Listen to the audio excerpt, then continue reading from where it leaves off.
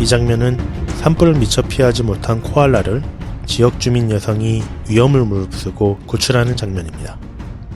특히나 수많은 동물 중 코알라가 유독 큰 피해를 입었는데 이는 움직임이 느리고 이동을 싫어하는 습성 때문입니다. 이 산불로 코알라의 3분의 1에 달하는 1만 마리가 죽었다고 합니다. 호주살이 전문 방송 호주TV에서는 이 산불이 전 지구적인 환경오염의 영향으로 발생했다고 생각합니다. 그리고 이 영상을 시청하시는 분들이 환경오염에 대한 경각심을 갖고 작은 거나마 하나하나 실천해서 애꿎은 동물들이 피해를 다시 입지 않았으면 하는 마음으로 코알라 관련 영상을 제작해봤습니다. 커다랗고 둥근 얼굴, 뭉툭한 코, 솜털로 뒤덮인 귀와 복슬복슬한 털의 코알라를 한번 보면 누구나 좋아하게 될 것입니다.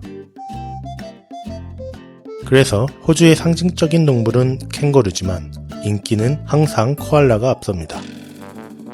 그런데 말입니다. 코알라는 깨어있는 시간보다 잠을 자는 시간이 3배가량 많은 게으른 동물입니다. 실제로 코알라는 하루 최대 20시간까지 잔다고 알려져 있는데 이는 지난 몇천만 년 동안 일어난 호주의 격렬한 변화로 코알라가 유전적 변화를 일으켰기 때문이라고 합니다. 코알라는 호주의 사막 기후에 적응하기 위해 빠른 진화가 일어났습니다. 사막에서 물을 찾는 일이 쉽지 않자 코알라는 물을 찾는 대신 건조한 환경에서도 잘 자라는 유칼립투스의 잎에서 수분을 섭취하게 됩니다. 그래서 코알라는 물을 잘 마시지 않게 되었는데 그 연유로 호주 원주민의 언어 중에 물을 마시지 않는 놈이라는 어원을 따서 코알라라는 이름이 붙여졌습니다. 호주를 상징하는 나무는 유칼립투스입니다. 코알라는 유칼립투스 잎만 먹는데 이 잎은 가죽과 같은 질감이 나고 힘을 가하면 얇은 나무 판지처럼 부스러집니다. 더군다나 유칼립투스 잎은 다량의 알코올과 독을 품고 있어서 방부제, 방향제, 이뇨제, 소독제 등에 쓰일 정도입니다. 그렇기에 대부분의 초식동물들은 유칼립투스의 잎을 먹지 못하지만 만약에 이런 독을 견딜 수 있거나 분해시켜 약화시킬 수 있는 동물이 있다면 그 동물은 다른 초식동물과의 경쟁 없이 잎을 독점할 수 있게 되는 것이었습니다. 그래서 코알라는 유칼립투스 잎을 독점하기 위해 독을 해독할 수 있게끔 진화되어 온 것입니다.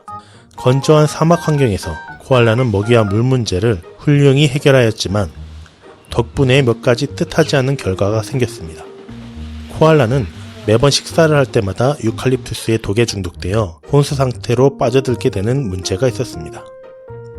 결국 해독될 때까지 늘어지게 잠을 자야 하는 상황이 만들어진 것입니다. 그러다 보니 코알라는 최대한 에너지를 많이 쓰지 않게끔 진화되어 왔고 불필요한 에너지를 쓰게 만드는 뇌의 활동을 줄이기 위해 뇌의 크기가 점점 작아져서 코알라의 뇌는 현재 19g에 불과해 몸무게에 대비 뇌의 무게가 가장 덜 나가는 포유동물이 되었습니다.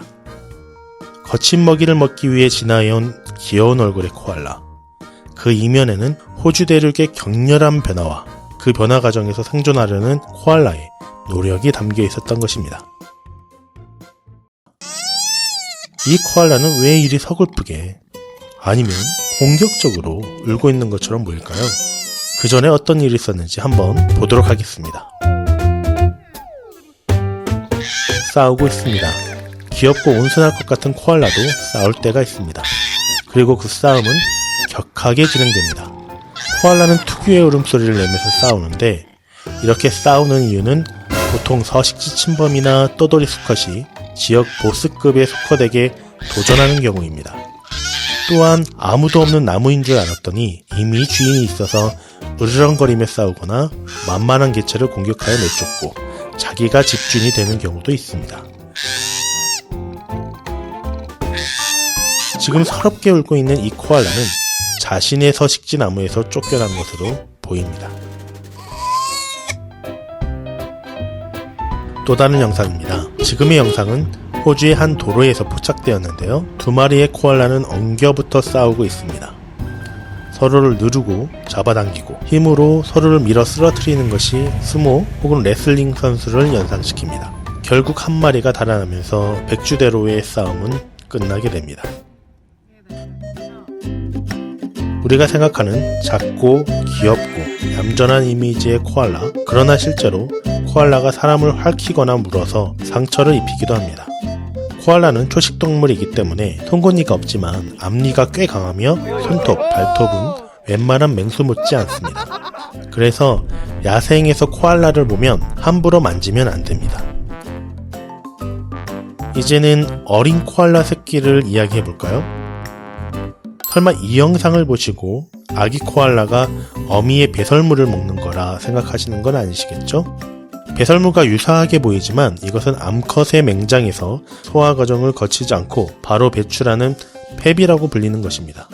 배설물과 상당한 차이가 있으며 새끼 코알라는 펩과 배설물을 구분해 펩만 먹고 배설물은 먹지 않습니다.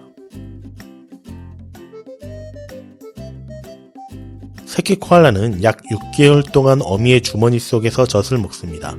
코알라의 덩치치곤 상당히 긴 기간 동안 젖을 먹는데 새끼가 굉장히 작은 미성숙한 상태로 태어나기 때문이며 이는 캥거루와 같이 주머니가 있는 유대류 대부분이 공유하는 특징입니다.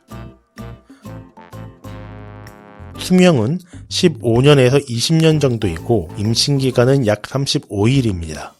보통 한 배에 한 마리의 새끼를 낳는데 새끼는 몸 길이 1.7에서 1.9cm, 몸무게는 1g 이하이고 털이 나지 않는 미숙한 상태로 태어나게 됩니다. 코알라는 천적이 없었던 호주 땅에서 번성을 하면서 원주민들과 함께 살아왔습니다. 하지만 19세기에 호주로 들어온 유럽의 백인들이 코알라를 비롯한 동물들 털 가죽이 좋다고 때론 박제를 위하여 엄청나게 사냥했었습니다. 가장 많이 죽인 시기는 1937년으로 한해면 무려 70만 마리의 코알라가 사냥당했다는 보고서도 있습니다. 이후 개체수의 곶감으로 멸종위기종이 되었고 동물보호종이 되었으나 개체수는 점점 더 줄어들고 있는 현실입니다. 더군다나 2019년 산불로 3분의 1에 달하는 1만 마리의 코알라가 화재로 죽었는데요. 보통 나무 위에서 가만히 자다가 화마에 죽게 되었다고 하는데 운 좋게 살아남더라도 털가죽이 타서 3도 화상 환자처럼 사실상 장애를 안고 살아가야 한다고 합니다. 더한 문제는 이번 화재로 유칼립투스 숲의 80%가 불타 없어지면서 코알라는 동물이 독자적으로 생존이 불가능한 기능적 멸종 상태에 접어들었다는 분석도 나오고 있습니다. 호주 산불은 진화되었지만 기후변화는 여전히 현재 진행형입니다. 호주 산불과 같은 대재앙이 더 이상 반복되지 않도록 우리가 할 수 있는 것이 무엇인지 찾아보고 고민했으면 합니다. 호주TV도 함께 하겠습니다.